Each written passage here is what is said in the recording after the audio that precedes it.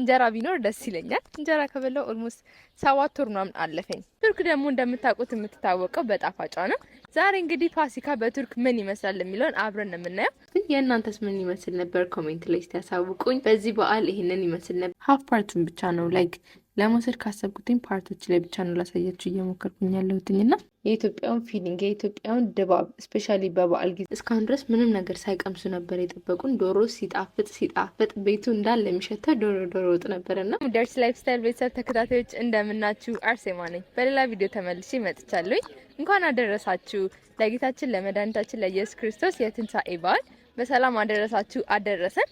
ዛሬ እንግዲህ ፋሲካ በቱርክ ምን ይመስላል የሚለውን አብረን የምናየው።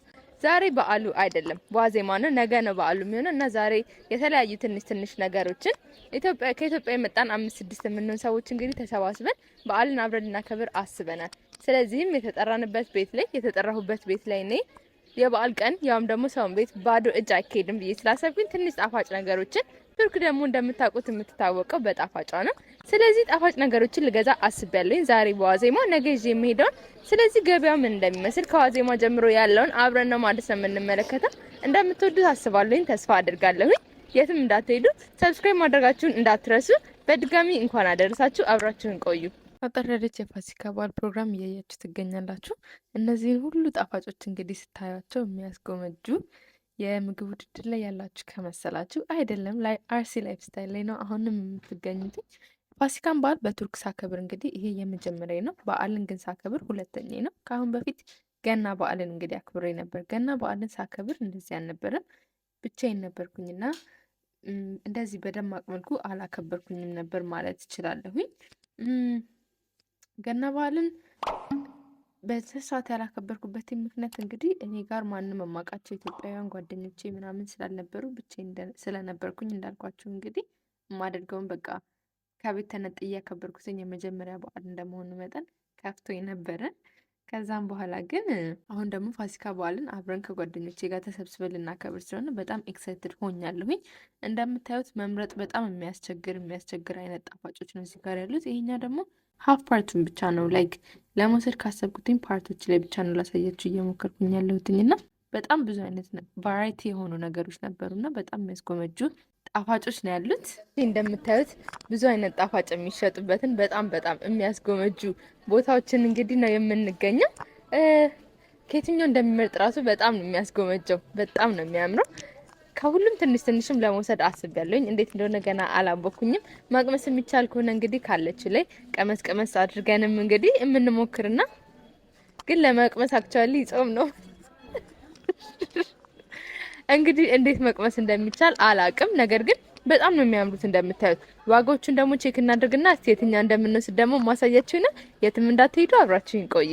እንደዚህ አመት በዓል ሲደርስ እኛ ኢትዮጵያውያን ደግሞ ለየት ባለ መልኩ ስለምናከብረው አብረውን ካሉት ጋር ዘና እያለን ፈታ እያለን ስናከብር የሌሉትንም የምናስብበትና ቢኖሩ ኖሮ እኮ የምንልበት ጊዜም ነው እና ደግሞ እኛም እንደዚህ ከሀገር የራቀን ሰዎችን ኢትዮጵያ እኮ ብንሆን ሀገር ውስጥ እኮ ብንሆን ኖሮ በጣም በቃ አሪፍ ይሆን ነበር ብለን ትንሽም የሚሰማን አይነት ጊዜ ነው እና እኛ ደግሞ ይህንን ጊዜያቶች ሀገር ውስጥም ያለን ሀገር ውጭም ያለን ማናችንም ደግሞ ማለት የምፈልገው እነዚህን ደግሞ ከባድ የሚመስሉ ግን ደግሞ በጣም የደስታ ጊዜዎችን እንዴት አድርገን አብረን እናክብር የኢትዮጵያውያን ጋር ሰብሰብ ብለን። ይህንንም ነው አሁን በዚህ በዓል የተማርኩበትኝ።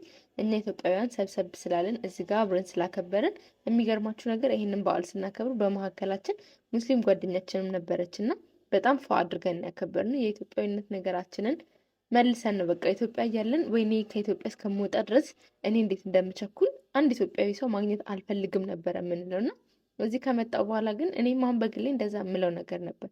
እዚህ ከመጣሁኝ በኋላ ግን ማለት ነው የኢትዮጵያውን ፊሊንግ የኢትዮጵያውን ድባብ ስፔሻሊ በበዓል ጊዜ ደግሞ ሲሆን ምንም ሰው ቢከበብ የኛን ባህል የኛን ሁሉንም ነገር በቃ ስለማያመጣልን ያን ነገር የምንፈልግበት ጊዜ ነውና እኔም እንግዲህ በጠዋት ተነስቼ ሻማ ምናምን ከበረን በኋላ ቤቴን አጸዳድቼ ምግብ እንግዲህ ትንሽ ዶሮ ምናምን ጠባብሼ በላሁኝና ወደዛ ለመሄድ ዝግጅት ነው ማለት ነው የጀመርኩት። ምሳ ወደ ተጠራንበት ቦታ ደርስ ላይፍ ስታይል ቤተሰብ ተከታታዮች እስካሁን ድረስ ያለው ቆይታ አሪፍ እየቆያችሁ እንደሆነ ተስፋ አደርጋለሁኝ።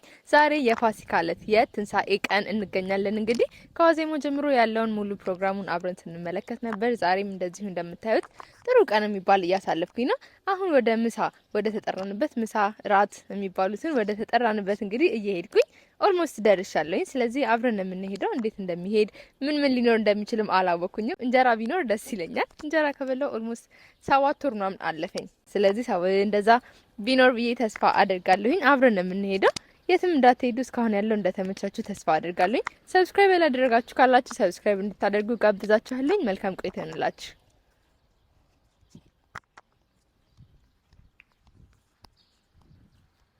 ወደ ጓደኞቻችን ቤት እንግዲህ ደርሻለሁኝ። በዚህ ሰዓት ስደርስ ለ10 ምናምን ጉዳይ ኦልሞስት በቃ 10 ሰዓት ሆኖ ነበር ከምሽቱ እና የሚገርማችሁ ነገር እስካሁን ድረስ ምንም ሳይቀምሱ እኛን እየጠበቁን ነበር። እኔና አንድ ሙስሊም ጓደኛዬ ብያቸው የነበረው ነበርና ሄድ ነው።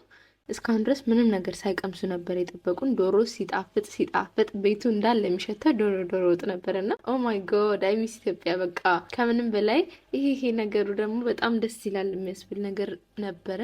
ከዛ ምግባችንን በላላንና ቡና ምናምን አፈላን። ቡና ማንከሽከሻ ሁሉ ነበረ። ማንከሽከሻ ቡና ጥሬ ይዘው መታ ነበርና እንደዚህ አድርገን ቡናችንን ካፈላላን ምናምን በኋላ ደግሞ ቀዳ ሲል ማለት ነው ለቀርጻው ብዬ እንደዚህማ ቀርጸሽ አታዋርጂንም ብለው እንግዲህ አልቀረጽኩትኝም ማለት ነው። ኩኪስ ምናምንም ነበር። እንደዚህ እየበላን እንግዲህ ካርታ ምናምን መጫወት ጀመርን። ከዛም በኋላ እዚህ ጋር ማለት ነው ምንም ሰዓቱን ሳላቀው መቅረጽ ራሱ ትዝ ሳይለኝ ስንጫወት ስናወራ ስንጮህ ምናምን ቆይተን መቅረጽ አልቻልኩኝም። በዓላችንን እንግዲህ በሻምፓይን ዘጋ ነው ማለት ነው። እንደምትመለከቱት በጣም አሪፍ ጊዜ ነበረ ያሳለፍኩት። የእናንተስ ምን ይመስል ነበር? ኮሜንት ላይ ያሳውቁኝ። በዚህ በዓል ይሄንን ይመስል ነበር። በቀጣይ ደግሞ በሌሎች ፕሮግራሞች እስከምንገናኝ ድረስ እስከዚህ ድረስ ቪዲዮን ስላያችሁት አመሰግናለሁ። መልካም በዓል ይሁንላችሁ። ባይ